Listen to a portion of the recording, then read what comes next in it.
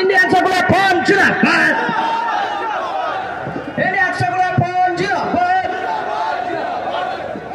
ধন্যবাদ জানাই এখানে সামনে আমার যারা মিডিয়ার বন্ধুরা আছে। তিনটে বিষয় নিয়ে আজকে আলোচনা সভা। প্রথমেই আমি যেটা বলবো, কাশ্মীরের পেহেলগাঁওতে যে সন্ত্রাসবাদী বর্বরোচিত হামলা হয়েছে, যে খনিগুলো এসে আমাদের 26 থেকে 27টা ভাইকে খুন করেছে, একটাও না ছাড় পায়। তাদেরকে খুঁজে বার করতে হবে।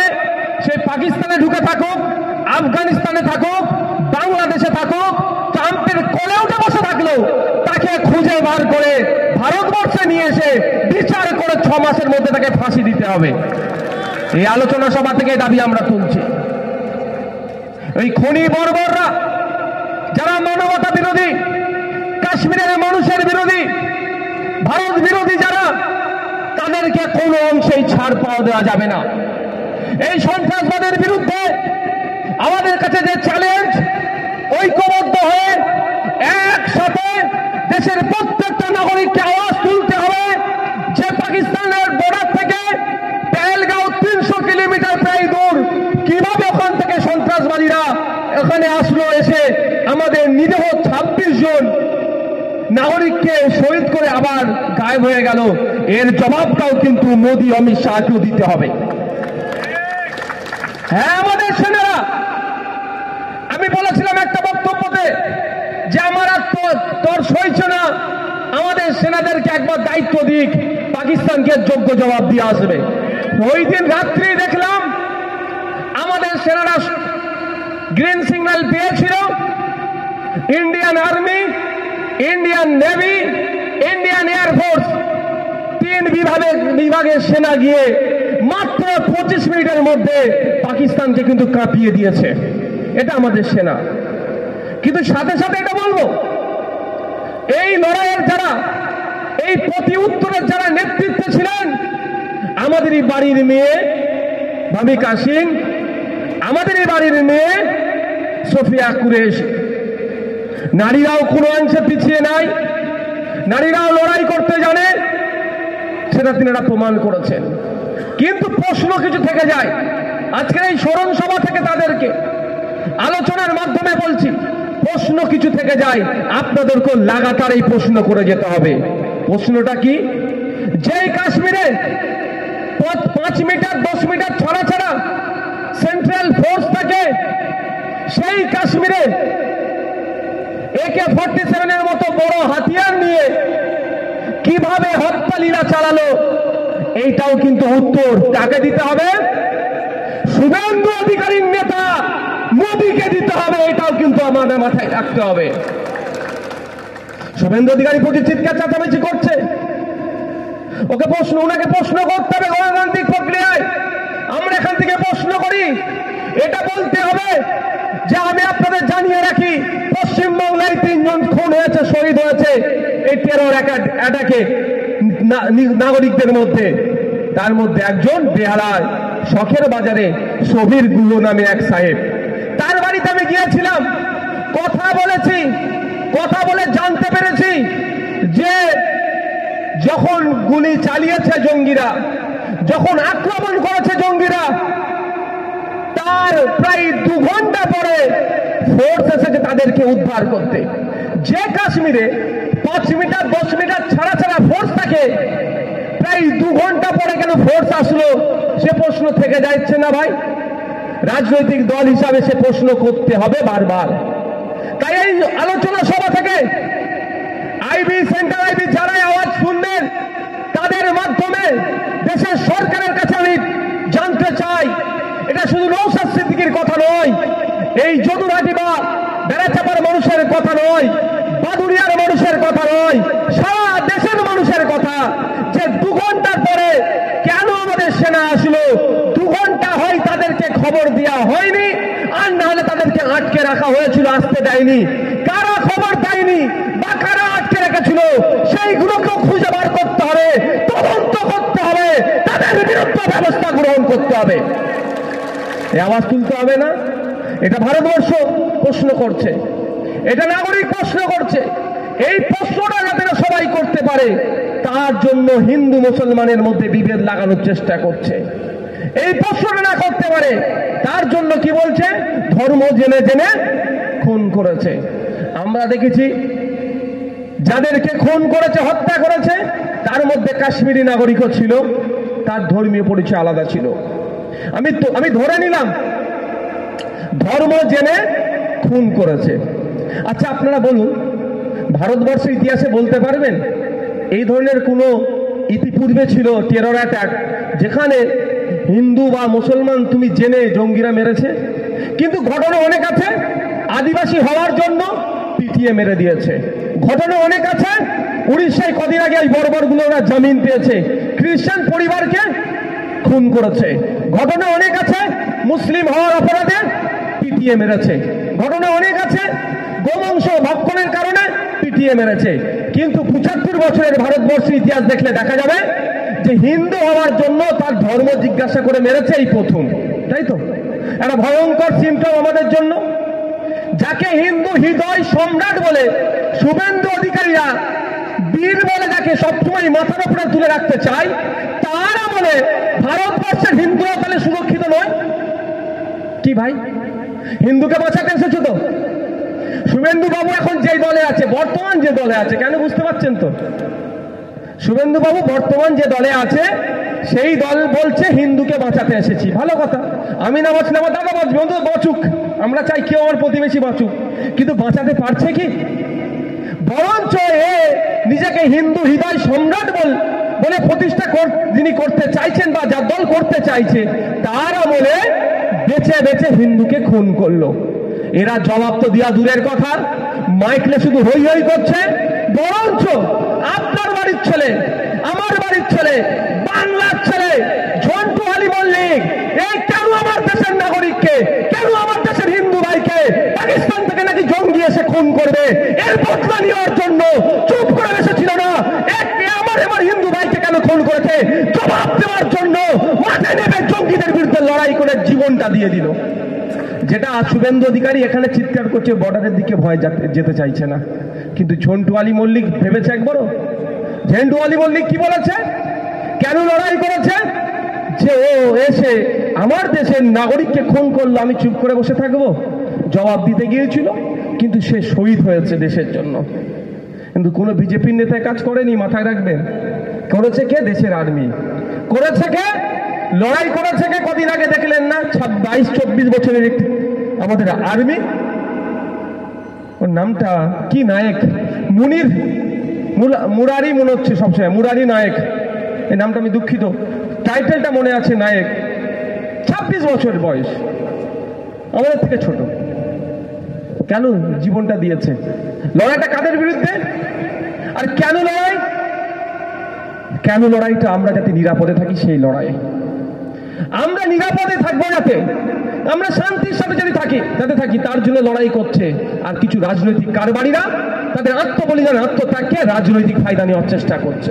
তাই সময় এসেছে ঐক্যবদ্ধ হতে হবে, ঐক্যবদ্ধ লড়াই করতে হবে। যারা আমাদের সেনাদের আত্মত্যাগ, আত্মবলিদানকে নিয়ে রাজনীতিকরণ করতে চাইবে তাদেরকে আমরা গণতান্ত্রিক প্রক্রিয়াতে ক্ষমতাচ্যুত করব। তার পরিবর্তে আমরা যারা আমাদের সেনাদের যে সমস্ত গ্যাপগুলো আছে, 2019 সাল থেকে আর্মিতে কোনো রিক্রুটমেন্ট নাই, আর্মির শূন্য পদ হয়ে যাচ্ছে, আর্মির পোশাক নিয়ে, আর্মির খাবার নিয়ে অনেক গোলযোগ আছে, অনেক অভিযোগ থাকার পরেও মোদী সরকার ঠিকঠাক পূরণ করছে না। তাহলে আমাদেরকে ওর জায়গায় কাকে আনতে হবে? সত্যি যদি আমরা সাচ্চা দেশপ্রেমিক হই, আমরা আমাদের আর্মিদের জন্য সবসময় থাকবো তো নাকি? এ কারা থাকবেন বলুন? থাকতে হবে যে আর্মি, যে বিএসএফ, যে জওয়ানদের জন্য আমরা শান্তিতে ঘুমাচ্ছি। পাকিস্তান থেকে শুনছিলাম যখন, যদিও মিডিয়ার মাধ্যমে, মিডিয়া কতটা সত্য খবর করেছে আর বলতে লাগবে না, আমি বিতর্কে যাচ্ছি না, তারপরেও যে অ্যাটাক গুলো করছিল আমরা তো এখানে টুইটে বসে, সোশ্যাল মিডিয়ায় বসে খুব লিখছিলাম, কিন্তু যারা ওই গুলার সামনে দাঁড়িয়ে ওই গুলাগুলোকে প্রতিহত করছিল তারা কারা? আমাদের আর্মি। তারা তাই আর্মির ক্ষেত্রেও 2019 সালের পরে আর কোনো রিক্রুটমেন্ট হয়নি, শূন্য পদ বেড়ে গিয়েছে। সেই আর্মি শূন্য পদ পূরণের দাবি আমরা এখান থেকে করছি। আজকে এই স্মরণ সভাতে আমরা স্মরণ করি তাদের, যে সমস্ত ভাইগুলোকে নির্বিচারে নিরস্ত্র ভাইগুলোকে যাদেরকে খুন করেছে তাদের পরিবারের প্রতি সমবেদনা, এবং সাথে সাথে একটাও না ওই বর্বররা ছাড় পায় তার জন্য আমরা কেন্দ্র সরকারকে বারবার বলে আসছি, আজকে এখান থেকে বলবো। আজকে বন্ধুগণ, আপনারা জানেন আরো দুটো বিষয় আছে, তার মধ্যে একটা অন্যতম বিষয় হচ্ছে 26,000 চাকরি বাতিল। আপনারা 26,000 চাকরি বাতিল নিয়ে অনেক গল্প শুনেছেন। এখন লেটেস্ট যেটা হচ্ছে, সুপ্রিম কোর্ট যে অর্ডার দিয়েছে, রিভিউর জন্য পিটিশন জমা করেছে। কিন্তু আমি একটা কথা বলি, সুপ্রিম কোর্টে যদি ইতিহাস দেখা যায়, যদিও দীর্ঘদিনের ইতিহাস যদি দেখা যায়, দেখলে দেখা যাবে রিভিউ কতটাও সার্থক হয়নি, খুব কম রিভিউকে অ্যাকসেপ্ট করেছে। এটা মাথায় রাখবেন, মানে যে জাজমেন্ট হয়ে গেছে তার বাইরে যাবে বলে আমার বিশ্বাস হচ্ছে না। এই না, যেতেও পারে, কিন্তু তথ্য দেখলে দেখা যাবে খুব কম বাইরে গিয়েছে। তো কেন 26,000 বাতিল হয়েছে? যদি আমি ছোট্ট সহজ কথাই বলি, দুধ আর পানিকে এক করে দিয়েছিল, দুধ আর পানি এক করে দিয়েছিল, দিয়ে চালিয়ে দেওয়ার চেষ্টা করেছিল। বলে দুধে পানি মেশায়, আর এই তৃণমূলের আমলে পানিতে দুধ মিশাচ্ছে। বুঝতে পারছেন তো? ফলে সবটাই বাতিল হয়েছে। যারা যোগ্য, মেধার ভিত্তিতে, যোগ্যতার ভিত্তিতে যারা চাকরি পেল, তারাও আজকে বাতিল হয়েছে। আমরা এর বিরুদ্ধে নিন্দা প্রতিবাদ জানাচ্ছি। আমরা রাজ্য সরকারের কাছে দাবি করছি, অবিলম্বে যে 22 লক্ষ ছেলে মেয়ে এক্সাম দিয়েছিল, তার মিরর যে ওএমআর শিট আছে, সেটা পাবলিক ডোমেইনে দেওয়া হোক। এবং সাথে সাথে রাজ্য সরকারই বলতে পারবে কার কাছ থেকে মাল নিয়ে, কার কাছ থেকে টাকা নিয়ে কাকে অবৈধভাবে চাকরিতে নিয়োগ করেছে। অর্থাৎ সুপ্রিম কোর্ট বারবার যে কথা বলেছিল, বৈধকে আর অবৈধকে এই লিস্ট রাজ্য সরকার পাবলিশ করুক, অবৈধগুলোকে স্কুল থেকে বার করে দিয়ে বৈধগুলোকে পুনরায় স্কুলে পাঠাক, এর ব্যবস্থা রাজ্য সরকারকে করতে হবে। আজকের এই আলোচনা সভা থেকে আমরা দাবি করছি। সহমত তো নাকি ভাই? কারণ আপনার আমার বাড়ির ছেলে যে মেধার ভিত্তিতে চাকরি পেল, আর বড় লোকের দামাল ছেলে পড়ালেখা ঠিকঠাক করেনি, 15 লাখ টাকা ঘুষ দিয়ে চাকরি পেয়ে গেল, দুজন কি এক? কিন্তু যে মেধার ভিত্তিতে চাকরি পেয়েছে, তার চাকরিটাও আজকে বাতিল হয়েছে। এর দায়ভার তো সম্পূর্ণ রাজ্য সরকারকে নিতে হবে। কারণ কোর্ট বারবার বলছিল যে আমাকে বলা দেওয়া হোক, জানানো হোক কে 2 নম্বরই করে চাকরি পেয়েছে আর কে বৈধভাবে চাকরি পেয়েছে। সিবিআই যে তথ্য নিয়েছে, সেই তথ্য অনুযায়ী প্রায় 8,500 মতো মানুষ অবৈধভাবে চাকরি করছে। রাজ্য সরকার যে তথ্য দিয়েছে, ওই 4,500 মতো। এসএসসি যে তথ্য দিয়েছে, ওই 6,500 মতো। আর পর্ষদ যে তথ্য দিয়েছে, 5,500 মতো। মানে ঘেটে ঘ করে দিয়েছে। কিন্তু এসএসসি, পর্ষদ, রাজ্য সরকার সবটাই কিন্তু রাজ্য সরকারের আন্ডারে থাকে। তাহলে 3 জন মিলে বসে একটা সঠিক তথ্য দিতে পারতো তো, যে এই তথ্যটা আমরা ফাইনাল দিচ্ছি যে 26,000-এর মধ্যে 8,000, 10,000, 5,000 যাই হোক না কেন, এরা অবৈধভাবে চাকরি করেছে, এদের বাদ দিয়ে দিলাম, বাকি যারা বৈধ তাদেরকে স্কুলে রাখুন। তাহলে সমস্যা হতো কি? কেন করেনি? এর মধ্যে কারণ আছে। আপনার এই বাদুরিয়ায় কি চাকরি বিক্রি হয়নি? কি মনে হয় আপনার? বাদুরিয়াতে চাকরি বিক্রি হয়েছে। কেমন করে হয়েছে? কন্ট্রাক্ট করেছে, তুই চাকরি 15 লাখ টাকা দিলে চাকরি হবে, 15 লাখ টাকা দিয়েছে। যে টাকা তুলেছে সে কি 15 লাখ টাকা আত্মসাৎ করেছে? সে করেনি, সে 1 লাখ ম্যাক্সিমাম। বাকি 14 লাখ কোথায় গেছে? এই ঘাট ও ঘাট করতে করতে কোনো একটা ঘাটে গেছে। সে ঘাট থেকে টাকা কি আর বান্ধবীর ফ্ল্যাটে রাখবে? ইউক্রেনে চলে গিয়েছে। সে টাকা রাশিয়াতেও ব্যবসা হচ্ছে, সেটা জাপানে আছে, ব্যবসা চলছে, জার্মানিতে ব্যবসা চলছে, সে টাকা দুবাইয়ে ব্যবসা হচ্ছে। আমি সেটাও বলে দিচ্ছি, প্রায় 8,000 কোটি টাকার ব্যবসা দুবাইয়ে চলছে। কে চালাচ্ছে সে তাকে একটু বার্তায় দিয়ে রাখি, আপনি কার হাত দিয়ে চালাচ্ছেন সেটাও আমি নওশাদ সিদ্দিকী তথ্য খুঁজছে, ধরুন সময়ে তার নামটাও বলে দেবো, দুবাইয়ের কোন শায়েক চালাচ্ছে এটা, সেটাও আমি তদন্তে আছি, চেষ্টা করছি। কেন দুবাই তো এখান থেকে অনেক দূরে, ছোটখাটো মানুষ ওখানে পৌঁছাতে পারছি না, তবে কিছু পৌঁছে গেছি, পা গলিয়ে দিয়েছি বার করার, বাকিটা শরীরটা ঢুকালেই বেরিয়ে আসবে কে আছে। তো 8,500 কোটি টাকা, এটা মাথায় রাখবেন। তো চলে গিয়েছে। এবার ধরুন আপনার এই চাকরি বাতিল হলো, যারা অবৈধ তারা তো স্কুল থেকে ছেঁটা যাবে, তারা এসে প্রথম কাকে ধরবে? আপনার এলাকায় যার হাতে 15 লাখ টাকা দিয়ে চাকরি পেয়েছিল, বলবে তুই আমার চাকরি দিতে পারিস, বাতিল হয়েছে, টাকা ফেরত দে। সে ক টাকা ফেরত দিতে পারবে? 1 লাখ নিয়েছে নিজের জন্য, এদিক সেদিক ফেরত দিতে পারবে, আর বাকি 14 লাখ দিতে পারবে? তাহলে যদি না ফেরত দিতে পারে, পিঠের চামড়া তার থাকবে? চামড়া থাকবে না। সে তখন বলবে কি, পরের ঘাট কাকে দিয়েছে? পরের ঘাটে জেলার একটা তৃণমূলের নেতা নাম বেরিয়ে পড়তে পারে, তার কাছে পাবলিক ছুটবে, একে ধরে নিয়ে যাবে, বা সিবিআই তাকে তুলতে পারে। এইরকম করতে করতে বড় নেতার কাছেও চলে যাবে। ওটা না হয় সেই জন্য বলছে আমি কেন ডুববো, সবাইকে নিয়ে ডুববো।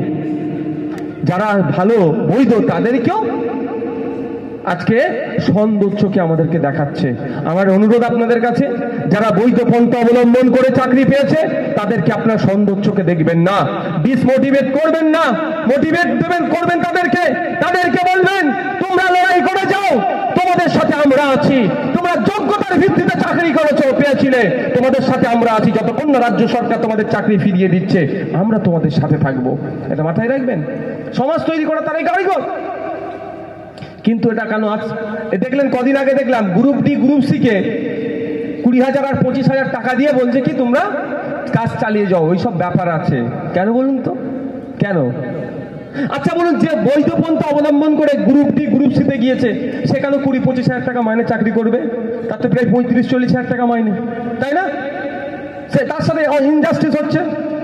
আর যে অবৈধ পন্থা অবলম্বন করে চাকরি পেল, সুপ্রিম কোর্ট যার চাকরিটাকে বাতিল বলে দিল, তাকে কেন 20-25,000 টাকা মাসে দেবো আপনার আমার ট্যাক্সের টাকাই ভাই?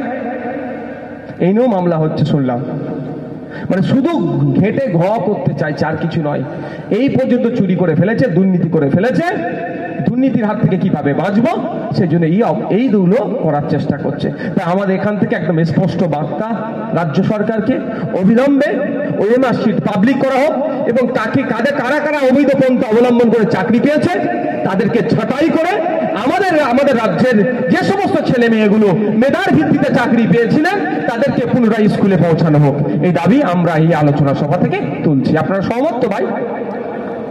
তৃতীয় যেটা আছে বিষয়বস্তু আজকে, সেটা হচ্ছে আমাদের যে কেন্দ্র সরকার শুধু সংখ্যার জোর দেখিয়ে, শুধুমাত্র সংখ্যার জোর দেখিয়ে পার্লামেন্টে বিরোধী এমপিদের নিয়ে আসা যুক্তি তর্ককে গ্রাহ্য না করে কিছু পুঁজিপতিদের হাতে, কিছু জমি মাফিয়াদের হাতে, কিছু জমি ব্যবসায়ীদের নজর পড়েছে ওয়াকফ সম্পত্তির উপরে, সেটাকে বরকরার মানে নজর যে পড়েছে সেটাকে কেড়ে নেওয়ার জন্য একটা বিল পাস করিয়েছে, একটা অ্যামেন্ডমেন্ট সংশোধনীর মাধ্যমে একটা আইন তৈরি করেছে, ওয়াকফ অ্যামেন্ডমেন্ট অ্যাক্ট 2025 সালে।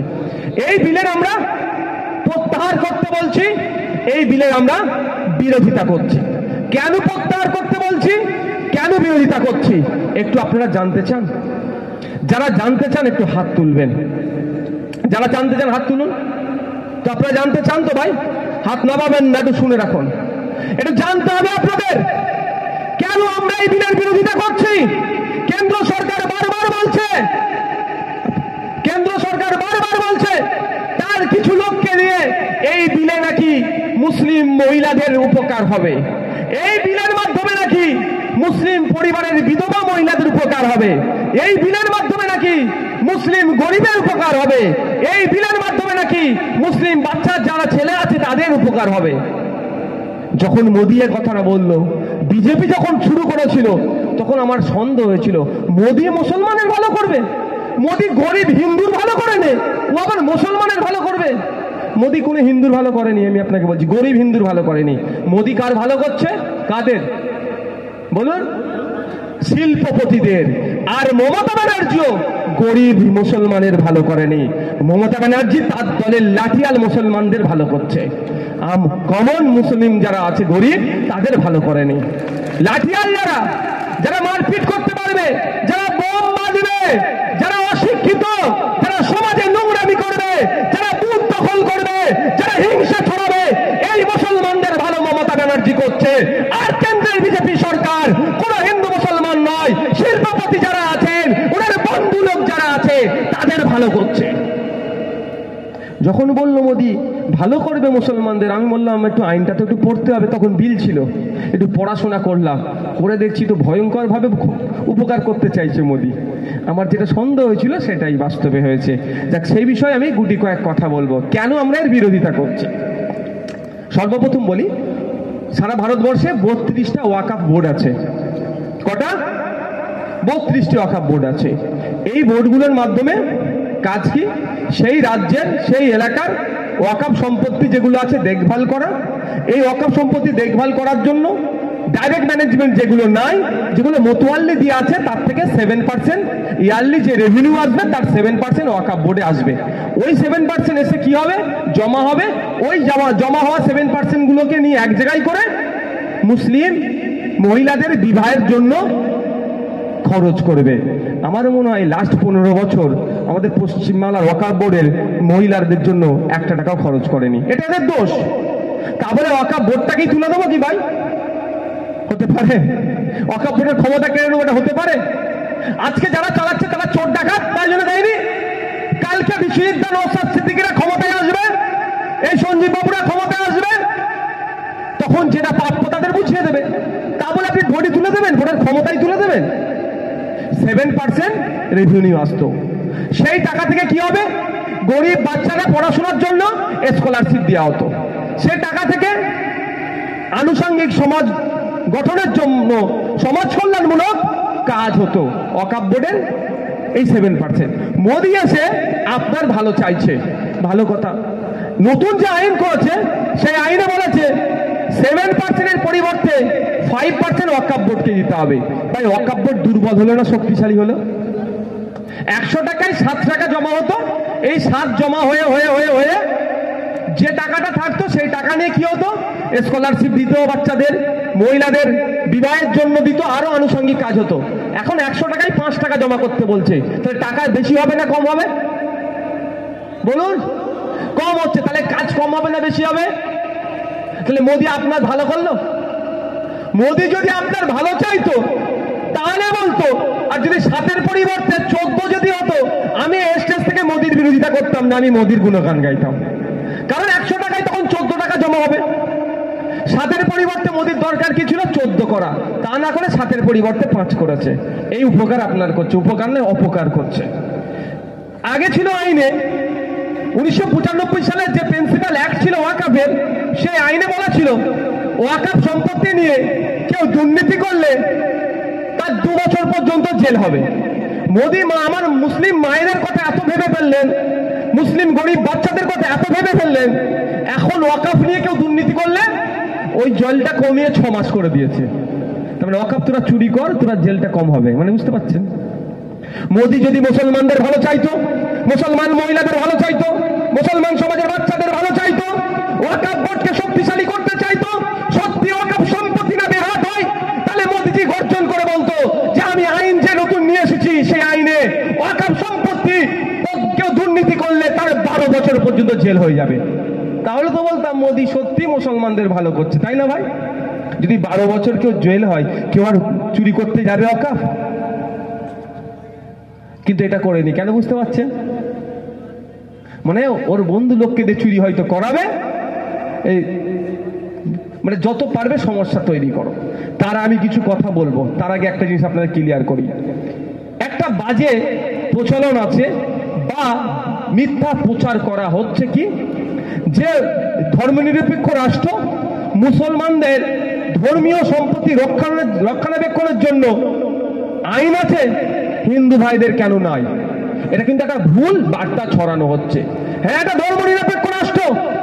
যে সংবিধান তৈরি হয়েছিল, এই সংবিধান তৈরি করতে গিয়ে বাবা সাহেব আম্বেদকরের অক্লান্ত পরিশ্রম করে যে সংবিধান আমাদেরকে উপহার দিয়ে গেছে, সেই সংবিধানের মধ্যে প্রত্যেক ধর্মের, প্রত্যেক জাতের, প্রত্যেক বর্ণের মানুষের সমাধিকারের কথা বলা গেছে।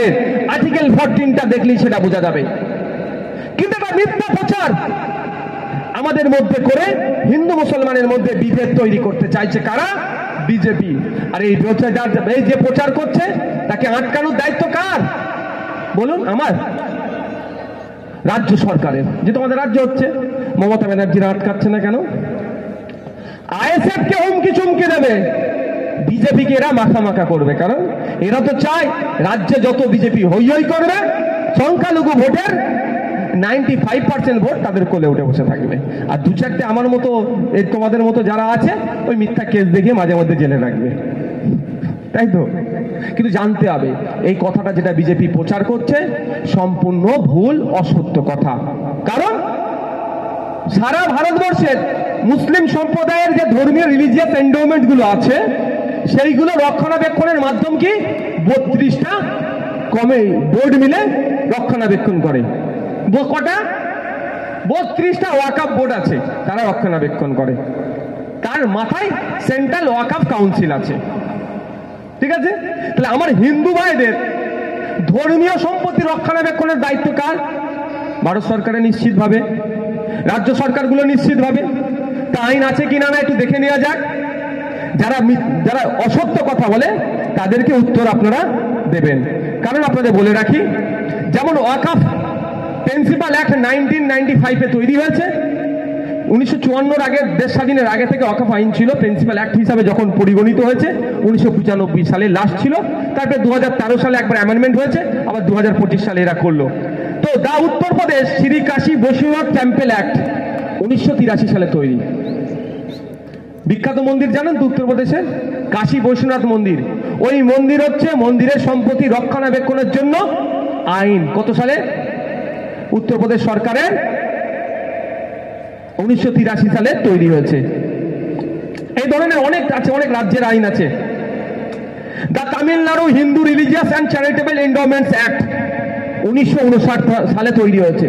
তামিলনাড়ু রাজ্যে হিন্দু ধর্মের ধর্মীয় সম্পত্তি এবং চ্যারিটেবল এন্ডোমেন্টস যেগুলো আছে তার রক্ষণাবেক্ষণ কিভাবে হবে না হবে, কিভাবে চলবে, ঠিক ওয়াকফ সম্পত্তি কিভাবে থাকবে না থাকবে, কিভাবে চলবে, যেমন আইন আছে, আমার ভিন্ন সম্প্রদায়ের মানুষজন যারা আছে তাদের জন্য একইভাবে আইন আছে।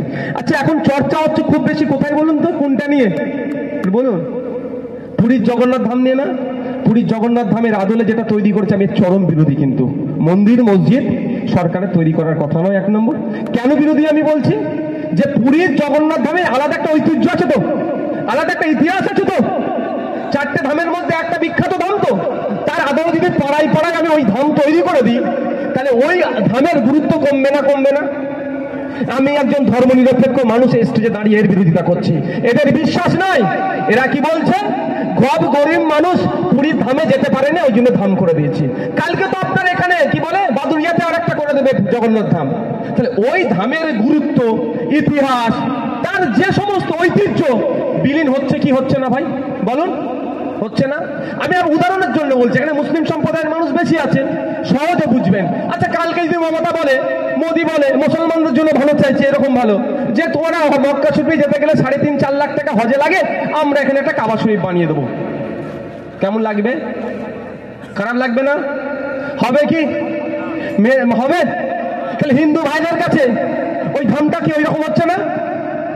চোখ কান খুলে রাখতে হবে, ওটা হিন্দুদের বিষয়, চুপ করে যাবো এরকম নয়। হিন্দু মুসলমানের নয়, অন্যায় হলে অন্যায় প্রতিবাদ করতে হবে। আপনি মন্দির করবেন আপনার কাছের টাকা দিয়ে করুন, ওরা আদলে করছেন, কিন্তু আরো তো মন্দির আছে। কিন্তু মাথায় রাখতে হবে এদের কোন জায়গায় এরা কি করতে চাইছে। প্রত্যেকে মানুষের গুরুত্ব, ঐতিহ্যকে ধ্বংস করছে। এখন না প্রতিবাদ করলে কালকে দেখবেন এরা একটা কাবা শরীফ বানিয়ে দেবে। এরা বলে তোদের আর যেতে লাগবে না, 4 লাখ টাকা সবাই দিতে পারবি না। এই ধরনের এরা করছে। যাক, আমি ফিরে আসি। ওই যে পুরীর জগন্নাথ মন্দির যেটা আছে সেখানে দেখবেন কি লেখা আছে, মন্দিরে একটা জায়গায় লেখা আছে অহিন্দু প্রবেশ নিষেধ। কেন যদি প্রশ্ন করি, কিন্তু এটা কি ভুল লিখেছে? আমি স্টেজ থেকে বলছি কিছু ভুল লিখে নেই, আইনের মধ্যে আছে ওরা। রিলিজিয়াস এন্ডোমেন্ট অ্যাক্ট 1863 যদি আপনি দেখেন গাইডলাইন অনুযায়ী লেখা আছে, সংবিধানের বাইরে কিছুই তিনি করেননি। আর্টিকেল 26 নম্বর খুলুন, সেখানে বলা আছে তাদের সম্পত্তি রক্ষণাবেক্ষণ থেকে শুরু করে সব তার অনুযায়ী করেছে। আমি ওইদিকে এখন যাচ্ছি না। তাহলে মুসলিমদের ধর্মীয় সম্পত্তি রক্ষণাবেক্ষণের জন্য যেমন আইন আছে, হিন্দু ভাইদের ধর্মীয় সম্পত্তি রক্ষণাবেক্ষণের জন্য আইন আছে তো নাকি ভাই? হ্যাঁ, কি শুনলেন এখন? তাহলে আজকের পর থেকে যে হিন্দু মুসলমানের মধ্যে বিজেপি বিভেদ লাগানোর চেষ্টা করছে তার জবাব দেবেন তো ভাই? শুধু তাই নয়, হিন্দু মুসলমান বলে নয়, পার্সি ভাইদের সম্পত্তি রক্ষণাবেক্ষণের জন্য তাদের নিজস্ব আইন আছে, the Parsi public trust registration act 1963। 1936 সালে পার্সি ভাইদের ধর্মীয় সম্পত্তি রক্ষণাবেক্ষণের জন্য আইন এখনো চলে আসছে। শুধু তাই নয়, আমাদের মধ্যে যে শিখ ভাইরা আছেন, গুরুদুয়ারা আমরা জানি তাদের পবিত্র ধর্মস্থান, সেই ধর্মস্থানের রক্ষণাবেক্ষণের জন্য, তার সম্পত্তি রক্ষণাবেক্ষণের জন্য আমার দেশে আইন আছে। খ্রিস্টান ভাইদের গির্জা থেকে শুরু করে তাদের গির্জার ধর্মীয় সম্পত্তি রক্ষণাবেক্ষণের জন্য আলাদা আইন আছে। সেই আইনটা কি? The Sikh endowments or the Sikh gurdwaras and religious endowment act 1973, যে আইনটা এখন চলছে 1973 সালের, সেই আইনটাকে তারা সামনে রেখে তাদের গুরুদুয়ারা যে সম্পত্তি আছে বা ধর্মীয় আচরণ যা হবে ওখানে রক্ষণাবেক্ষণের জন্য আইন আছে। তাহলে প্রত্যেকটা জাতির মানুষের জন্য তাদের ধর্মীয় সম্পত্তি রক্ষণাবেক্ষণ, পরিচালনা, প্রোটেক্ট করার আইন আলাদা আলাদা আছে কিনা নাই ভাই? এটার দ্বারা তো প্রমাণ হলো। এটা শুনে হয়তো বিজেপি নেতারা বলতে পারে কি, এই নওশাদ সিদ্দিকী ভুল বলেছে। সেই বিজেপির নেতাকে বলবেন, তুই তো পাড়ার নেতা, তোদের রাজ্যের নেতা শুভেন্দু অধিকারী, তোদের রাজ্যের নেতা সুকান্ত মজুমদার, তোদের রাজ্যের নেতা দিলীপ ঘোষ, ওদেরকে বসা, আর অন্যদিকে নওশাদ সিদ্দিকীকে বসাবো। আমরা শুধু খেলা দেখবো, আসল সত্য কথা কে বলছে বলে ওদেরকে। বলবে এদের সাহস আছে? অসত্য নিয়ে তোরা আছে। তাই এরা এটা বলে আমাদের হিন্দু মুসলমানের মধ্যে বিভেদ লাগানোর চেষ্টা করছে। এই ফাঁদে আমরা পা দেব না। আচ্ছা, আমার কি এটা শুনতে আপনাদের খারাপ লাগছে? এনার্জি আছো তো? না নাই ভাই, শেষ করে দেবো। এনার্জি আছো তো ভাই? তাহলে আমি শোনাবো, নাহলে ভাই আমি আমার প্রত্যেক দিন বক্তব্য যদি একদিন রেস্ট পাই, আমি একটু শরীরটাতে রেস্ট পেতাম। এই এটা দাও। তো আমরা আর একটা ভুল প্রচার করে আইনের কোন কোন জায়গায় আমরা বিরোধিতা করছি সেইগুলো বলবো। কি ভুল করছে? ভুল প্রচার হচ্ছে যে ওয়াকফ বোর্ড নাকি যেখানে হাত দেবে সেটাই নাকি ওয়াকফ বোর্ডের হয়ে যাবে। এটা শোনার পরে বিজেপির লোকেরা আমার হিন্দু ভাইদের কাছে কি গিয়ে বলছে, এই তোর বাড়ির সামনে যে তুলসী তলা আছে, আমার হিন্দু ভাইদের কিন্তু ম্যাক্সিমাম বাড়ির সামনে তুলসী তলা থাকে না ভাই। কেন থাকে? ধর্মীয় বিশ্বাস। তারা সেখানে তার মান্যত থেকে শুরু করে রিলিজিয়াস প্র্যাকটিস সেটা করে। তো ওই তুলসী তলার সামনে যদি ওয়াকফ বোর্ড এসে বলে এটা ওয়াকফের জায়গা, দেশের প্রধানমন্ত্রী মোদিজি, দেশের রাষ্ট্রপতি সুপ্রিম কোর্টে কিছু করতে পারবে, এটা ওয়াকফের হয়ে যাবে। ওই জন্য তো ওয়াকফ আইন তুলে দিচ্ছি আমরা, এইভাবে বোঝাচ্ছে। স্বাভাবিকভাবে সহজ সরল ধর্ম নিরপেক্ষ পাশাপাশি বসবাস করি, কাকা ভাইপোর সম্পর্ক, সেই হিন্দু ভাইটাও কিন্তু ভয় পাবে কি পাবে না ভাই? যতই আপনার আপন হিন্দু হোক না কেন, এই কথা যদি শোনে, মিথ্যা কথা, মনে একটু ভয় ঢুকবে না? ওয়াকফ বোর্ড যদি এসে যায় তাহলে আমার তুলসী তলাটা হাতছাড়া হয়ে যাবে। বলতো ওই মন্দিরটা আছে, ওই মন্দিরে যদি বলে দেয় এটা ওয়াকফের জায়গা, ওই মন্দিরটা ওয়াকফের হয়ে যাবে। ওই ঘরে বললে ওই ঘরটা ওয়াকফের হয়ে যাবে। এইরকম ভাবে মিথ্যা কথা বলে হিন্দু মুসলমানের মধ্যে একটা বিভাজন তৈরি করতে চাইছে। আসলে কেন্দ্রের বিজেপি সরকার ক্ষমতায় আসার আগে কি বলেছিল? বছরে 2 কোটি বেকারের চাকরি দেব। আপনার পাড়া থেকে মুসলমানদের কথা বাদ দিন, কটা আমার হিন্দু ভাই চাকরি পেয়েছে হাত তুলে বলতে পারবে? অ্যাকাউন্টে 15 লক্ষ করে টাকা দেব, 1 টাকা সমান $1 হবে। ঘোড়ার ডিম হয়েছে। 15 লক্ষ টাকা তো দূরের কথা, 15 পয়সা পাইনি, বরঞ্চ আমাদের টাকা, দেশের টাকা চুরি করে বিদেশে বেশি চলে গিয়েছে। আর যারা গিয়েছে তাদের অধিকাংশ গুজরাটের মানুষজন। এই মোদির চাচতো ভাই, কাকার ছেলে, জাটার ছেলে। আমার এই সঞ্জয় বাবু নাকি সঞ্জীবদার কাকার ছেলে, মামার ছেলে নয়, সব মোদির কাকার ছেলে, মামার ছেলে। ও বা গুজরাটিরা গিয়েছে, তো আমরা বাঙালি গিয়েছে বলতে পারবে? আমাদের কেউ কাকার ছেলে, মামার ছেলে যায়নি। তো বুঝতে হবে। তো এরা কি করছে? এই ব্যর্থতা ঢাকার জন্য হিন্দু মুসলমান করো, এই ব্যর্থতা ঢাকার জন্য কি হিন্দু মুসলমান চালিয়ে দাও, ও ভালো খেয়ে যাবে। আর আমরাও এমন বড় ধার্মিক হয়ে গেছি, আমাদের ধর্ম শিখালো না অন্য ধর্মের মানুষকে ঘৃণা করতে। শ্রী রামকৃষ্ণ দেব, স্বামী বিবেকানন্দজি, মা সারদা দেবী একবারের জন্য শিক্ষা দিল না যে অন্য ধর্মকে তুমি হিংসা করো। হযরত পীর আবু বকর সিদ্দিক রহমাতুল্লাহ আলাইহি, মুসলিমের পীর আল্লামা রুলানী রহমাতুল্লাহ আলাইহি, সর্বোপরি হযরত মুহাম্মদ সাল্লাল্লাহু আলাইহি ওয়াসাল্লাম অন্য ধর্মের মানুষের প্রতি ঘৃণা করতে শিখালো না। আমরা এত বড় ধার্মিক হয়ে গেছি, অন্য ধর্মের মানুষকে নাক ছিটকাচ্ছি। সেই সুযোগটাই মমতা মোদী নিচ্ছে। ধর্মের ধ্বজা ধরিয়ে দিচ্ছে আমাদের হাতে, বলছে এই বেড়াটা হবে, কিন্তু আমার ছেলে খেতে পাচ্ছে না, সে হুঁশ আমার নাই। ফিরে আসি, তারা ব্যর্থতা হয়েছে, ব্যর্থতা ঢাকার জন্য কি বলছে, এই ধরনের আইন পাস করিয়ে সম্পত্তি লুট করতে চাইছে। যখন হিন্দু মুসলমান কাঁধে কাঁধে মিলিয়ে লড়াই করতে চাই, তখনই কি বলছে, এটাই এই হয়ে যাবে। আচ্ছা বলুন, ওয়াকফ বোর্ডের যদি এই ধরনের আইন থাকে, আপনারা বিরোধিতা করবেন না? জোরে বলুন। যদি এই ধরনের আইন থাকে, ওয়াকফ বোর্ড যেখানে যে ঝান্ডা বুঝবে সেটা ওয়াকফের হয়ে যাবে। এখানে বলেন, আমি অ্যাসেম্বলি হাউসের মধ্যে বলেছিলাম, ওই আইনের বিরোধিতা নওশাদ সিদ্দিকী সর্বপ্রথম করবে, কারণ এই আইন তুলে দেওয়া দরকার, প্রত্যাহার করানো দরকার, যে মানুষের উঠোনে গিয়ে তুমি ঝান্ডা লাগিয়ে দিয়ে তোমার সম্পত্তি বলে দেবে। কিন্তু এই ধরনের আইন নাই। আইন যদি থাকতো এই ধরনের, এতদিন রাখতো, প্রথম কথা। দ্বিতীয় কথা যেটা আপনাদের বলি, ওয়াকফ বোর্ড পশ্চিমবাংলার এই মুহূর্তে, আপনাদের এলাকার যারা তৃণমূলের নেতারা আছে জিজ্ঞাসা করবেন, এই মুহূর্তে পশ্চিমবাংলায় প্রায় ৭৬,০০০ ওয়াকফ সম্পত্তি, ৭৬,০০০ বিঘা, কত বিঘা? ৭৬,০০০ বিঘা ওয়াকফ সম্পত্তি বেহাত হয়ে পড়ে আছে। ওয়াকফ বোর্ড উদ্ধার করতে পারছে না। বলছে আমার এত ক্ষমতা, আমি করাতকলে দাঁড়ালে করাতকলটা আমার হয়ে যাবে, কিন্তু করাতকলের আগে ওই সামনে যে দুটো দোকান আছে, চায়ের দোকান, ওটাও আমার, অন্যজন ভোগ করছে, আমার এত ক্ষমতা, ওটাকে আমি নিতে পারছি না, আমি করাতকলটার দিকে তাকাচ্ছি। বুঝতে পারছেন? আমার জায়গা ৭৬,০০০ দিকে, আমি উদ্ধার করতে পারলাম না, আমি কারো উঠোনে গিয়ে যদি বলে এটা আমার, সেটা আমি নাকি দখলে পেয়ে যাব। এটা হতে পারে ভাই? আগে তো আমার ৭৬,০০০ বিঘাটা আমি উদ্ধার করবো। ৭৬,০০০ বিঘা উদ্ধার করার জন্য আমার সরাসরি ক্ষমতা নয়, সেই জন্য আমি ছুটে যাচ্ছি কোথায়? ওয়াকফ ট্রাইব্যুনালের কাছে গিয়ে বিচারপতিকে বলছি, মাই লর্ড, ওই আমার বেড়া চাপা এই জায়গাটা করাতকলের ওপারে আমার 2 বিঘা জায়গা আছে, ও দখল করে রেখে দিয়েছে, একটু অর্ডার করো যাতে আমি পেয়ে যাই। ওখানে হচ্ছে না, আমি ছুটে যাচ্ছি কোথায়? কলকাতা হাইকোর্টে। কলকাতা হাইকোর্টে গিয়ে জাজেসদেরকে বলছি, মাই লর্ড, আমার ওই করাতকলের অপোজিটে আমার 2 বিঘা জায়গা আছে বোর্ডের, আমাকে দখল করে রেখে দিয়েছে, তুমি একটু অর্ডার করো যাতে আমি উদ্ধার করতে পারি। ওখানে হচ্ছে না, আমি ছুটে যাচ্ছি বোর্ড সুপ্রিম কোর্টে। সুপ্রিম কোর্টের গিয়ে চিফ জাস্টিস বাদ যে কোনো বিচারপতিকে কি বলছি, যে মাই লর্ড, আমার করাতকলের সামনে যে 2 বিঘা ওয়াকফ সম্পত্তি আছে, সেটা আমি পাচ্ছি না, বেদখল হয়ে আছে, তুমি একটু অর্ডার করো দাও যাতে উদ্ধার করতে পারি। আমার নিজের ক্ষমতা নাই, আমি সিরাজপুর মসজিদের যে জায়গাটা বেদখল হয়ে যাচ্ছে, তাই তো নাকি?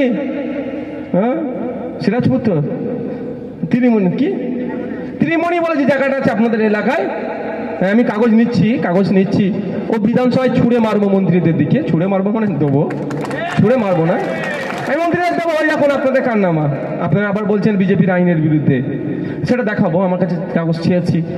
তো ওটা এইখানে কথা বলছি আমি, এইখানে কত কাটা? 29 কাটা মতো নাকি 28 কাটা জায়গা ওয়াকফ বোর্ডের বেদখল হয়ে যাচ্ছে, এটা উদ্ধার করতে পারছে না, তার নিজের জায়গা, সে নাকি আবার ত্রিমণির কোনো হিন্দু ভাইয়ের জায়গা নিয়ে নেবে। এটা হতে পারে ভাই? এইটা বলে হিন্দু মুসলমানের মধ্যে বিভেদ লাগানোর চেষ্টা করছে। তা এটা আপনাদের মাথা থেকে সরাতে হবে।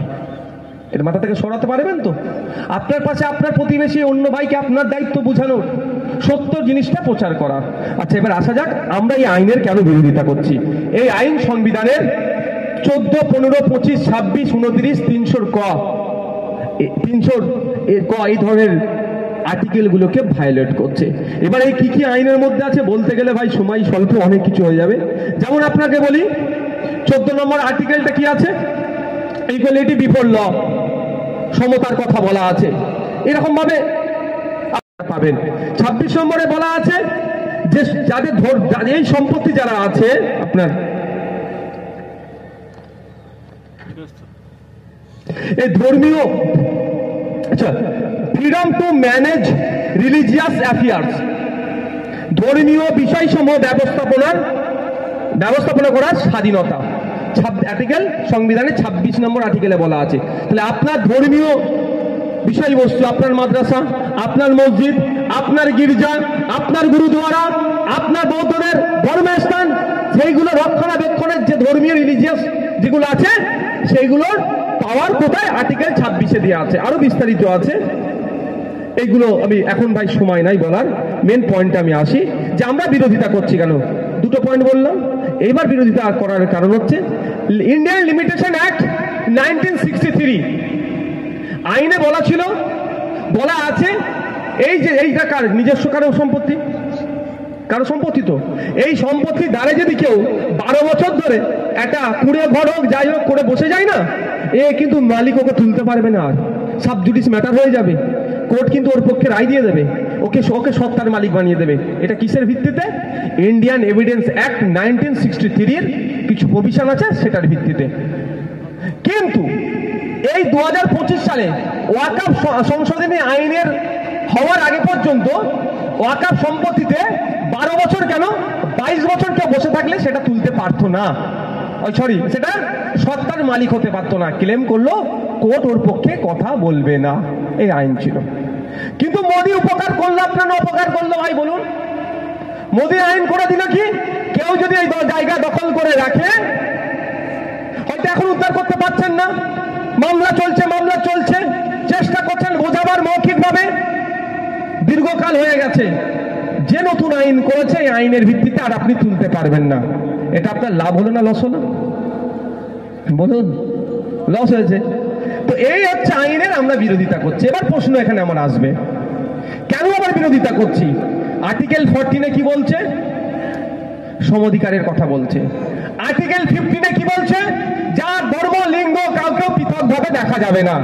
মুসলিমদের ধর্মীয় সম্পত্তিতে লিমিটেশন অ্যাক্ট প্রযোজ্য ছিল না, আপনি সেটা তুলে দিলেন।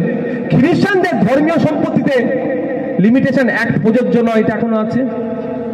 হিন্দু ভাইদের ধর্মীয় সম্পত্তিতে 12 বছর কেন 22 বছর 2200 বছর কেউ যদি থাকে সেটা সে দখল নিতে পারবে না, আইনটা এখনো আছে। যে কোনো ধর্মের মানুষের ধর্মীয় সম্পত্তিতে 22 বছর থাকলেও সেটা সত্তার মালিক হতে পারবে না, এই আইন আছে। শুধুমাত্র মুসলমানদেরটা সরিয়ে দিল, এর জন্য আমরা বিরোধিতা করছি। মুসলমানদের সরিয়ে যদি না রেখে দিয়ে যদি খ্রিস্টানদেরটা সরিয়ে দিত তারও আমরা বিরোধিতা করতাম ভাই। যদি পার্সিদেরটা সরিয়ে দিত, বাকি সব রেখেছে, পার্সিদেরটা সরিয়ে দিয়েছে, তারও আমরা বিরোধিতা করতাম। এটা শুধুমাত্র মুসলমানদের উপর আঘাত দিল না, সংবিধানের 15 নম্বর আর্টিকেলের উপর আঘাত দিল। তাই আমাদের লড়াই সংবিধান বাঁচানোর লড়াই। মুসলমানদের সম্পত্তি কেড়ে নিচ্ছে, সব থেকে বড় কথা হচ্ছে সংবিধানের আর্টিকেলের উপর আক্রমণ হচ্ছে। এই সংবিধান আনার জন্য, এই দেশ স্বাধীন দেশ করার জন্য আপনার আমার পূর্বপুরুষেরা জীবন উৎসর্গ করেছে। প্রায় 200 বছর ধরে ব্রিটিশদের বিরুদ্ধে লড়াই করলো, যে সংবিধান পেলাম, যে গণতন্ত্র পেলাম, ধর্মীয় স্বাধীনতা পেলাম, আজকে বিজেপি সরকার এসে সেইগুলোকে নেওয়ার চেষ্টা করছে। এর বিরুদ্ধে আমাদের লড়াই। শুধুমাত্র মুসলমানদের সমস্যা এরকম ব্যাপার নয়, এটা সংবিধানের উপর আক্রমণ। এবার এটা কেন করছে? মোদির বন্ধুদের নজর পড়েছে কলকাতার দামি জায়গাটাতে। কলকাতার যে ফাঁকা দামি জায়গাগুলো আছে তার 5টার মধ্যে 3টে হচ্ছে ওয়াকফ সম্পত্তি। মোদির বন্ধুর নজর পড়েছে দিল্লির দামি জায়গাগুলো, ফাঁকা জায়গাগুলোতে। দিল্লির যে ফাঁকা দামি জায়গাগুলো আছে বা কবরস্থানগুলো আছে, তার যেগুলো দামি জায়গার মধ্যে কিছু কবরস্থান আছে, আর কিছু কবরস্থান ছাড়াও দামি জায়গা 5টা থাকলে 2টো হচ্ছে ওয়াকফের। গুজরাট, সারা ভারতবর্ষের যে কটা বড় বড় শহর আছে সেই বড় বড় শহরের কবরস্থান আছে, তাই না? আর কবরস্থান দেখবেন ওয়াকফ সম্পত্তি। ওইগুলোতে এরা ফাঁকা জায়গা দেখতে পাচ্ছে, ওদের নজরে পড়েছে। কাদের? মোদির বন্ধুর নজরে পড়েছে। তাই বন্ধুকে গিফট করতে হবে, বন্ধুকে তুলে দেওয়ার জন্য আপনার আমার পাড়াতে হিন্দু মুসলমান লাগিয়ে দিয়ে, লড়াই বাঁধিয়ে দিয়ে এমন আইন তৈরি করে বলবে দেখ মুসলমানদেরকে জব্দ করে দিচ্ছি। কিন্তু জব্দ করার পরে সম্পত্তিটা কি আমার হিন্দু ভাইকে দেবে নাকি? গরিব হিন্দুকেও দেবে না। কাকে দেবে? মোদির বন্ধুকে দেবে। জমি হাঙ্গরদের নজরে পড়েছে। কালকে ওদের নজরে যদি পড়ে গির্জার সম্পত্তি, আইন এরকম পরিবর্তন করবে। কালকে ওদের নজরে যদি পড়ে বৌদ্ধদের সম্পত্তি, এই নজরে পড়বে। কালকে ওদের নজরে যদি গুরুদুয়ারের সম্পত্তি পড়ে, এইরকম ভাবে তারা আইন বদলে দেবে। তা আইন না আগামী দিনে বদলাতে পারে এবং এই আইন যাতে প্রত্যাহার করে, তার লড়াই আমরা করছি। তাহলে লিমিটেশন অ্যাক্ট অন্যান্য ধর্মীয় সম্পত্তির ক্ষেত্রে প্রযোজ্য নয়, মুসলিমদের ধর্মীয় সম্পত্তি ওয়াকফের ক্ষেত্রে প্রযোজ্য। এর বিরোধিতা আমরা করছি। আমরা কেন বিরোধিতা করছি? দেখুন, আমরা কটা বাজব, আমরা আপনার আচ্ছা এটা বলার পরে আপনাদের এলাকায় যে ওয়াকফ সম্পত্তি চুরি হয়েছে সেটা বলে ছেড়ে দেবো, অসুবিধা নেই তো? রাগাবে না তো? তৃণমূল বন্ধুদের বলবে এতক্ষণ সব ঠিক ছিল, আবার এসব বলার দরকার কি ছিল? কেন দিল্লিতে গিয়ে আন্দোলনের কথা বলছে বুঝতে পেরেছেন? হ্যাঁ, দিল্লিতে গিয়ে আন্দোলনের কথা কেন বলছে? দিল্লিতে গিয়ে আন্দোলনের কথা এই জন্যই বলছি, আমাদের রাজ্যে যেগুলো আছে সেগুলো আর যাতে নাকি নড়াচড়া করে। এই আন্দোলন আমরা করছি, মাঠে ময়দানে আন্দোলন করবো শান্তিপূর্ণভাবে গণতান্ত্রিক প্রক্রিয়াতে। আইনি লড়াই, আগামীকাল সুপ্রিম কোর্টে মামলা আছে। সুপ্রিম কোর্টে মামলা আছে, কার বেঞ্চে হবে? আপনার chief justice of supreme court নতুন একদমই এসেছেন, একদম গাভাই বি আর গাভাই, বড় ওনার নাম। তো ওই স্যারের এতে হবে। আগামীকাল মামলা আছে, আমারও মামলা আছে, ভারতবর্ষ থেকে অনেকে মামলা করেছে, আপনারা নজর রাখবে। তো আইনি লড়াই চলবে, মাঠে ময়দানে লড়াই চলবে।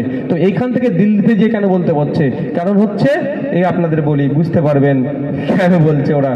বলার কারণটাই হচ্ছে এটা যে আমাদের, আমি একটু যদি তথ্য দিয়ে এটা ধরে একটু পড়ে নেবো। আপনার কোথায় গেল রে, সব কাগজ ফাগজ গুলিয়ে একাকার হয়ে যাচ্ছে। এখানে বলার কারণ হচ্ছে কি জানেন? মমতা ব্যানার্জির আমলে টিপু সুলতানের পরিবার আছে কোথায় জানেন? কলকাতার টালিগঞ্জ এরিয়াতে। ওখানে 12 বিঘা কবরস্থান সম্পত্তি নিয়ে 12 বিঘা, কত? 12 বিঘা। ওখানে একটা কাটার দাম অন্তত 2 থেকে 4 কোটি টাকা। এক কাটা সম্পত্তির দাম 2 থেকে 4 কোটি টাকা। 12 বিঘা সম্পত্তি, কবরস্থান সব ধুলিসাৎ করে কবরের উপরে বাড়ি করে বসে আছে, এই বিল্ডিং করেছে এই মমতা ব্যানার্জির আমলে। আমরা যদি আইনকে প্রত্যাহার করতে পারি, ওই 12 বিঘাকে আমরা উদ্ধার করবো না? আইনের মাধ্যমে গলায় আঙুল ঢুকাবো, ঢুকিয়ে এসে ফিরাদ হাকিম হতে পারে, সে সিদ্দিকুল্লাহ চৌধুরী হতে পারে, সে জাভেদ খান হতে পারে, সে মমতা ব্যানার্জি হতে পারে, তার ভাইপো হতে পারে। আইনের মাধ্যমে সম্পত্তিগুলোকে বার করবো। ভয় পাচ্ছে তো ওই জন্য দিল্লিতে যা।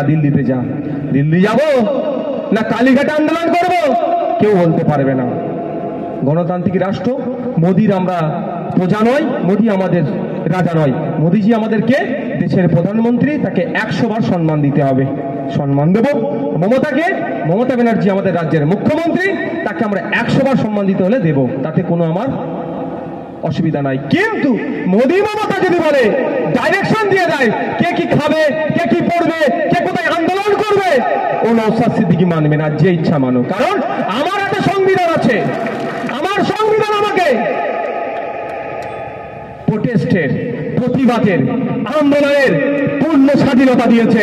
সুতরাং সংবিধান আমাকে যে স্বাধীনতা দিয়েছে, কোন মন্ত্রী আমার এই স্বাধীনতা কেড়ে নিতে পারবে না। তার জন্য আমার লড়াই চলবে। তাতে আমি বারবার বলি, এই প্রত্যেকটা জায়গায় প্রোগ্রাম করছি, তো আটকাবে, কোর্টে যাবো, কোর্ট থেকে পারমিশন নিয়ে আসবো, নিয়ে এসে প্রোগ্রাম করবো। মারামারি হানাহানিতে কেউ যাবো না। যেটা বলছিলাম, তো কেন এখানে বলছে বুঝতে পেরেছেন? দিল্লি গিয়ে কবরস্থানের ওপরে, কলকাতাতে ওয়াকাফ সম্পত্তির উপরে মদের দোকান। এ দেখুন, 2019 সালে এটা পাবলিশ হয়েছিল।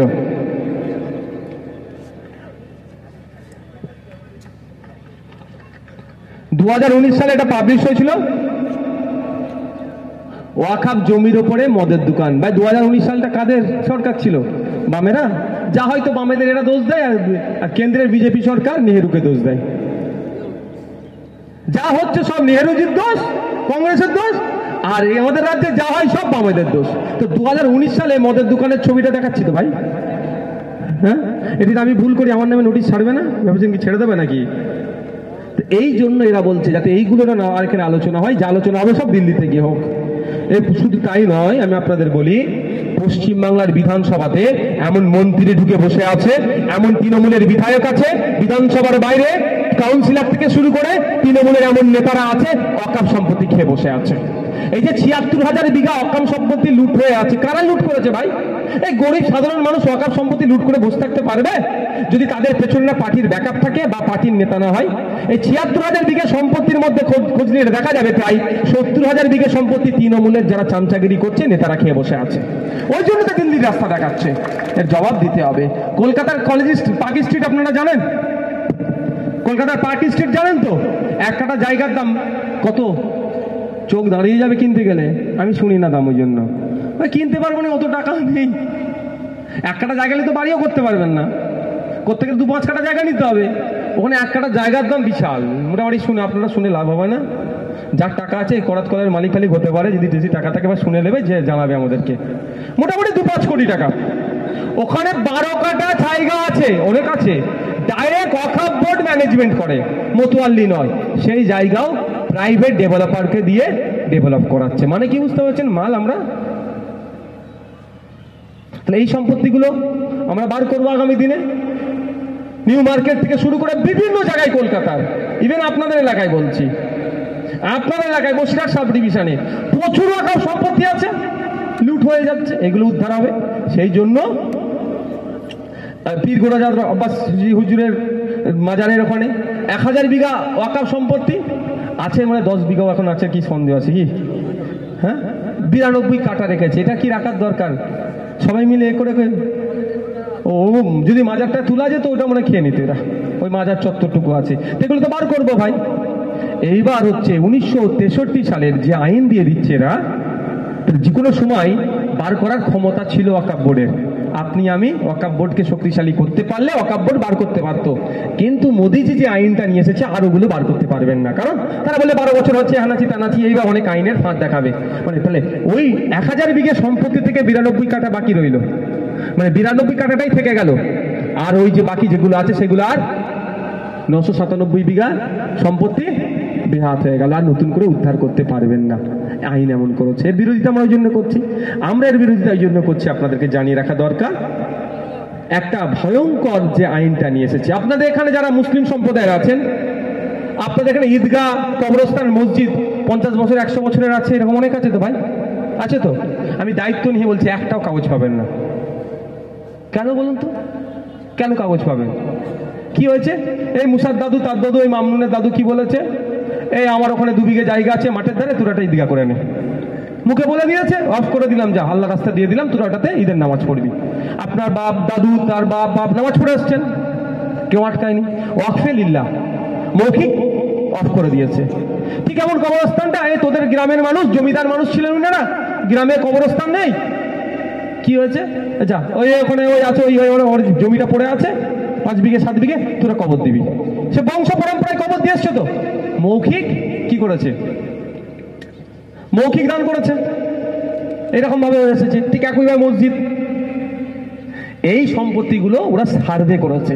সারা ভারতবর্ষে 8 লক্ষ একর মতো জায়গা আছে। একটা জিনিস ভুল ভেঙে দিই, ওই 8 লক্ষ একর জায়গাটা নিয়ে যারা আমাদের মতো বক্তব্য দিয়ে একটু গরম গরম পাবলিকে হিট খাওয়ায়, পাবলিক একদম লাফ মেরে উঠবে যে ইন্ডিয়ান আর্মি, ইন্ডিয়ান রেলের পরে ওয়াকফের জায়গা তুমি দখল করছো, মানছি না, মানবো না। তো এমনি হিন্দু ভাইরা ভয় খেয়ে যাবে ভাই আপনার কথা শুনে। কিন্তু ঘোড়ার ডিম, সাউথে 2টো মন্দির আছে, ওই মন্দিরের দান করা সম্পত্তি যা সারা ভারতবর্ষের ওয়াকফ সম্পত্তিকে এক সাইডে করে দেবে, বুঝতে পেরেছেন? কিন্তু আমি ভুল বলছি? আপনি যখন বলছি ভিতর থেকে একদম লাফ মেরে উঠছে, এত সম্পত্তি, ঘোড়ার ডিম সম্পত্তি, একটুখানি সম্পত্তি আছে, সেটাকেও মোদি কেড়ে নেওয়ার চেষ্টা করছে। তা কিভাবে কাটছে? ওরা সার্ভে করে দেখেছে 8.5 লক্ষ একর ভারতবর্ষে ওয়াকফ সম্পত্তি আছে, তার মধ্যে প্রায় 4 লক্ষ একর অর্থাৎ 50% ওয়াকফ সম্পত্তি ওয়াক বাই ইউজার, মৌখিক দান করা। আর এরা যে নিউজ পোর্টালটা দিয়েছে বলছে স্বচ্ছতার সাথে হবে, কিন্তু ওখানে কি বলছে? নিউজ পোর্টাল, ওয়ামসি পোর্টাল বলে একটা পোর্টাল দিয়েছে, 6 মাসের মধ্যে ওখানে আপলোড করতে হবে। এই ওয়ামসি পোর্টালে আপলোডের মধ্যে একটা অপশন হচ্ছে দলিলকে তুমি আপলোড করো। এবার আপনার এখানকার 400 বছরের পুরাতন কবরস্থানের দলিল পাবেন তো? এটা তো কারো কাছ থেকে জোর করে কবর দেননি। 400 বছর আগে আপনার যে দাদুর কবর আছে, অন্য দাদু সেটাকে দান করেছে বলেই আছে। ওমসি পোর্টালে একটা পয়েন্ট হচ্ছে যে দলিল আপলোড করো, কার কাছ থেকে পেয়েছো, মানে যতক্ষণ আপনি যদি না আপলোড করতে পারেন তাহলে জায়গাটা সরকারের হয়ে গেল। সরকারের কাজে লাগাবে না, কি করবে ওটাকে নিয়ে? ওই আদানি আম্বানি শিল্পপতিদেরকে ওদের মতো দিয়ে দেবে, প্ল্যান হচ্ছে এখানে। এরই আমরা বিরোধিতা করছি। তো আপনার দাদুরা যে ওয়াক বাই ইউজার মৌখিক দান করেছে, এটা বৈধ কি অবৈধ? আগে এটা জেনে রাখা দরকার, জেনে রাখা দরকার তো নাকি ভাই? এনার্জি লস সবার। আর ক মিনিট আছে? এই 1-2 মিনিট লাগবে এটা বলতে। ওয়াক বাই ইউজার অর্থাৎ আপনার বাপ দাদুরা যে সম্পত্তিটা দান করেছে সেটা বৈধভাবে দান করেছে না অবৈধভাবে? এবং এতে সুপ্রিম কোর্ট কি বলছে? 2000 সালে সুপ্রিম কোর্টে একটা মামলা হয়েছিল, লিয়াকত আলী বনাম মোহাম্মদ জামিল, একটা মামলা হয়েছিল 2000 সালে। মামলার যেটা অর্ডার এসেছিল, সেই মামলাতে বলেছে মৌখিক দানটা বৈধ। শুধু তাই নয়, আমি ইসলামিক ল বাদ দিলাম, সাইডে রাখলাম। আমি ইসলামিক ল যেটা মুসলিম পার্সোনাল ল আছে তার 24 নম্বর পয়েন্টটাকে সাইডে রেখে দিলাম। ভারতবর্ষের আর বেশ কিছু 3টা আইন দিচ্ছে, একাধিক আইন আছে। একটা হচ্ছে ইন্ডিয়ান এভিডেন্স অ্যাক্ট 1872। এই আইন অনুযায়ী মৌখিক হেবাটা, মৌখিক দানটা বৈধ। ইন্ডিয়ান কন্ট্যাক্ট অ্যাক্ট 1872, এই অনুযায়ী মৌখিক দান যেটা করেছিল আমার পূর্বপুরুষেরা সেটা বৈধ। ট্রান্সফার অফ প্রপার্টি অ্যাক্ট 1882, এই অনুযায়ী মৌখিক হেবাটা বৈধ। তাহলে মোদি 50% সম্পত্তি এক লক্ষে আপনার কাছ থেকে কেড়ে নেওয়ার জন্য এই আইনটা নিয়ে এসেছে। মুসলমানদের উপকার করলো না অপকার করলো? অপকার করেছে, তার বিরুদ্ধে আমরা করছি। শুধু মুসলমানদের অপকার করেনি, দেশের এই এত কটা আইনের ভায়োলেট করে দিল। হ্যাঁ, মোদিজি বলতে পারতো নতুন আইন নিয়ে এসে, না এখন ডিজিটাল সময় নয়, আজকের ডেটের পর থেকে যারা অফ করবে আর মৌখিক অফ চলবে না, এবং Indian evidence act, Indian contact act, transfer of property act, এগুলো সব আমি করবো, অ্যামেন্ডমেন্ট করবো। এইগুলো সব অ্যামেন্ডমেন্ট করে দিয়ে কি বলবে, আজকের পর থেকে ভাই যদি কেউ অফ করতে চাও তাহলে ভাই তোমাদেরকে রেজিস্ট্রি করতে হবে, মৌখিক অফ চলবে না। তাদেরকে ওয়েলকাম করতাম আমরা। আর একটা ভয়ঙ্কর কথা বলেছে, লাইফে আর অফ করার জায়গাটাই তুলে দিয়েছে। একবারই বলেনি যে নতুন করে অফ করা যাবে না, কি ঘুরিয়ে বলেছে, একটু কি ঘুরিয়ে বলেছে, যে আপনি যদি অফ করতে চান আপনাকে 5 বছর প্র্যাকটিসিং ইসলামের মধ্যে থাকতে হবে। What is the meaning of practising Islam? যদি আমি বাংলায় সহজে বলি, অনুশীলনের ইসলাম, মানে সেটা আরো সহজে যদি চালু ভাষা এখানে বলি সেটা হচ্ছে কি বলুন তো, মানে আপনি বুজুর্গ ব্যক্তি হয়ে 5 বছর থাকতে হবে, তাই তো নাকি? বুজুর্গ ব্যক্তি মানে ধরে এগুলো 5 বছর ধরে আপনি এক ওয়াক্ত নামাজ কাজা করেননি, 5 বছরে যে রোজা এসেছে একটা রোজা ছাড়েননি, ইসলামিক যত আইন কানুন আছে একটাও আপনি ছাড়েননি, তাহলে আপনি বুজুর্গ ব্যক্তি হবেন, প্র্যাকটিসিং ইসলামে হবেন। কারণ মোদি প্র্যাকটিসিং ইসলামের কোনো ডেফিনেশন সংজ্ঞা দেয়নি, অনলি ফর শুধুমাত্র লিখে দিয়েছে যে 5 বছর আপনাকে প্র্যাকটিসিং ইসলামের মধ্যে থাকতে হবে। তাহলে নতুন করে যদি কারো অফ করার ইচ্ছা যায়, অফে লিল্লাহ হতে পারে, অফে আওলাদ হতে পারে, তাহলে সে কি করবে? কনসার্ন ডিপার্টমেন্টকে গিয়ে কি বলবে যে আমি আমার সম্পত্তি অফ করব। আগে কি ছিল, শোনার পরে সার্ভে কমিশনার কিন্তু কমিশন করে সব হিসাব নগদ করে সবই কাগজ ঠিক আছে না আছে দেখার পরে তাকে এনরোল ইসি নাম্বার দিতে এনরোল করতো যে না একে অফ করা হবে। এখন কি বলছে, আগে গিয়ে যখনই বলবেন যে আমি সম্পত্তি অফ করতে চাই, ওই আইন নতুন আইনে বলছে আপনি 5 বছর ইসলামের মধ্যে থাকতে হবে। অফিসার আপনার মুখের দিকে তাকিয়ে কি বলবে, তোমার কপালে দাগ কোথায়, 5 বছর ধরে নামাজ পড়োনি তো? বুঝতে পারছেন না? বলতে পারে তো, কারণ ইসলামের প্র্যাকটিসিং ইসলামের সংজ্ঞাটা বলে দেয়নি, উজ্জ্ব রেখেছে। যদি বলে দিত প্র্যাকটিসিং ইসলামের সংজ্ঞা এটা এটা এটা এটা, তাও একটা মেনে নেওয়া যেত বা এটা নিয়ে চর্চা করা যেত, তাও শুধু প্র্যাকটিসিং ইসলাম। আচ্ছা বলুন, কোন হিন্দু ভাইকে যদি বলা হয় তুমি দেব, হতে ইচ্ছা হতেই পারে, দাদার ইচ্ছা গেছে, আমার দাদার বিশ্বজিতার ইচ্ছা গেছে কালী ঠাকুরের নামে 2 বিঘে জায়গা দেবো, বিশ্বজিতার ইচ্ছা গেছে সরস্বতী ঠাকুরের নাম বিদ্যার ঠাকুর বলে এনারা মানেন যে আমি কি করবে, আমি 5 কাঠা জায়গা দেব। আমাদের রাকেশের ইচ্ছা গেছে কালী ঠাকুরের নামে জায়গা দেবো। এবার রাকেশকে যদি বলে 5 বছর ধরে তোমাকে হিন্দু হতে হবে, খোঁজ নিয়ে দেখুন হয়তো পুজো ঠিকঠাক করে, মন্ত্র ঠিক জানে না, সবটা হতে পারে ভাই, সবাই জানবে না ব্যাপারে। তাহলে বেচারি তাহলে জিৎ ঠাকুরের নামে সম্পত্তি দিতে পারবে না, ওতে ইনজাস্টিস হচ্ছে না, ওর সাথে ইনজাস্টিস হচ্ছে না। তো এইভাবে মুসলমানদেরকেও এবার গেল গিয়ে বললো যে আমি দান করব, বললো তুমি তো নামাজ পড়োনি, তোমার কপালে দাগ কোথা, মোটামুটি কপালে টানা হিচড়া করে দাগ নিয়ে গেছে। আর যেই বলেছে আমি সম্পত্তি দেবো, আর কপালে দাগ আছে, দেখো আমি একটা নামাজি, বলে 33 আয়াতটা একবার পড়তো। এখানে যারা আছে বলুন তো একবার, মুসলমানরা কতজন 33 আয়াত পড়ত? আমি কাউকে পরীক্ষা করব না, বুঝতে পারছো? তাহলে তুমি তোমার সম্পত্তি আর দিতে পারবে না। আমি 33 আয়াতের কথা ছেড়ে দিলাম, আমি ধরলাম উনি জানেই না 33 আয়াত কি জিনিস। যদি বলে এবারে রমজান মাস গিয়েছে, 29টা রোজা আছে, তুমি তো 25টা রোজা রেখেছো, 4টা কেন তুমি ছেড়ে দিয়েছো? তুমি তাহলে 5 বছর ধরে প্র্যাকটিসিং ইসলামের মধ্যে নাই, তুমি সম্পত্তি দিতে পারবে না। মানে নতুন করে সম্পত্তি অফ করার জায়গা বেঁধে দিল। হয়তো গেছেন গিয়ে প্যান্ট পরে গিয়েছেন, গাঁটের নিচে হয়তো কাপড়টা আছে, এই তুমি ইসলামিক কানুন কেন মানোনি, তুমি অফ করতে পারবে না। মানে যেটার চেষ্টা, যেমন মানে আমি পুলিশের বদনাম করছি না, পুলিশ আমাদের বাড়ির সদস্য, পুলিশ আমাদের পরিবারে। বলা একটা কথাই আছে, পুলিশ যদি মনে করে কোনো বাইকওয়ালাকে ফাইন করবো, কিছু না কিছু ভুল বেরোবেই বেরোবে। সব পুলিশ নয় ভাই, অনেক পুলিশ আছে মাথা তুলে লড়াই করে, তারা গুলি খেয়ে অমিতাভ কোথায়, দার্জিলিংয়ে। যে অপদার্থগুলোর বিরুদ্ধে মামলা ছিল, আমাদের এসআই অমিতাভকে গুলি করেছেন, সে অপদার্থ আবার তৃণমূলের ঝান্ডা ধরেছিল। লজ্জা লাগা দরকার তৃণমূলের ওপরে। যে আমাদের পুলিশকে খুন করলো, সেই পুলিশকে আবার তৃণমূলে জয়েন করিয়েছে, সেই খুনিকে আবার তৃণমূলে জয়েন করিয়েছে এরা। কিন্তু তাহলে আপনার যদি ভুল ধরতে হয় তাহলে হবে না, এটা কি মেনে নেওয়া যাবে? ভারতবর্ষে এই ধরনের কোনো আইন আছে? কোনো খ্রিস্টান যদি ইচ্ছা করে সম্পত্তি উৎসর্গ করবো, তার বেলায় আটকানো নাই, মুসলমানের বেলায় আপনি আটকাচ্ছেন কেন? এটা তো আপনার ইকুয়ালিটির ব্রেক হচ্ছে। 15 নম্বর 16 নম্বর 14 15 নম্বর আর্টিকেলে আঘাত লাগছে, তার বিরোধিতা আমরা করছি। আপনি বলেন কপালে না দাগ থাকলে আপনি নামাজি কি নামাজি না, এটা কি প্রমাণ হবে? তাহলে আপনি 5 বছর ধরে ইসলামকে সব ভালোভাবে মেনে চলছেন কি চলছেন না, তার জন্য কি করতে হবে? সাথে বগলে করে একটা করে অফিসার দিয়ে দিতে হবে। আমি যেখানে যাব সাথে করে নিয়ে যাবো, দেখো ভাই আমি আজকে আসলাম যদুরাটি বাজারে, আমি জোরে আসলে নামাজ পড়েছি, অফিসার দেখবে, নোট করবে। যাওয়ার সময় মাগরিবের নামাজ যেখানে হবে সময় হবে, মাগরিবের নামাজ পড়েছে নোট করবে। ফজরের সময় কোথাও নামাজ পড়লেও অফিসারকে নোট করতে হবে। শুধু পশ্চিমবাংলায় যদি 3 কোটি মুসলমান আছে, তাহলে তো 3 কোটি অফিসার লাগবে, তাই নয়? একদিকে ভালো অফিসারগুলো অন্তত আমার হিন্দু ভাইকে দিক। পশ্চিমবাংলা 3 কোটি হিন্দু ভাই চাকরি পাবে, কারো অসুবিধা হবে ভাই? কারো অসুবিধা হবে?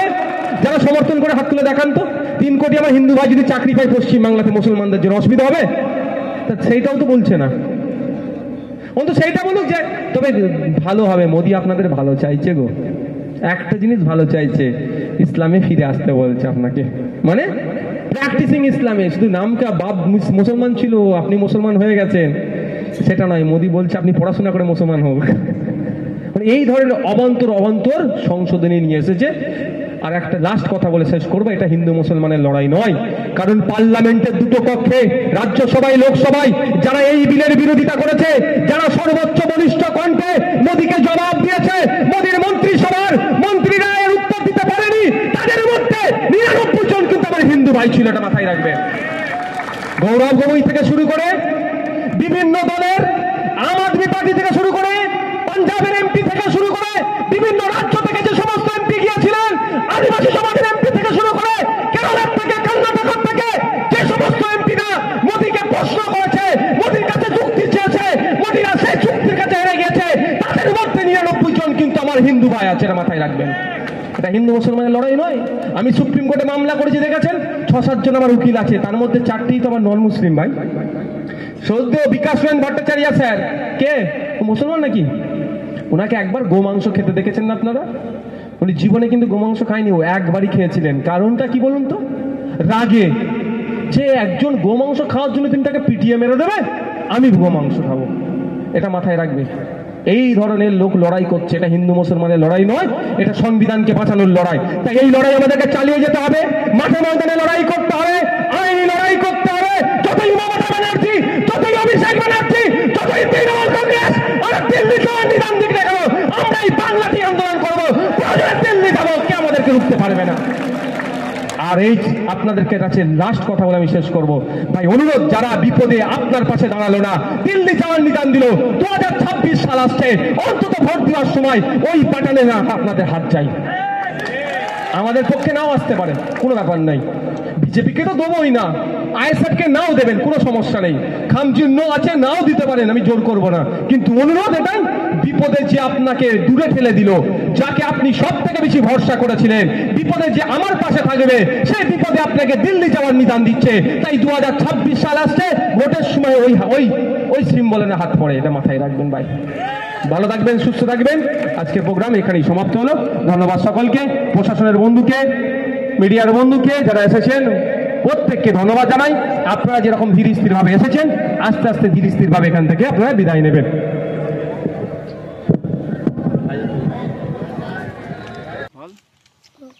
বল আম পাড়তেইছি, বল আম পাড়তেইছি আমরা। হ্যাঁ দেখা আম, আমার টানা কিনতে না, আমার তো নাম লেন আম ভাইটা নেই, কাঁচা আম খাও, কাঁচা আম খাও। এখানে দেখা, ক্যামেরা দেখা, বলে এই সামনে দেখা, মানুষ কি করে দেখছে হয়,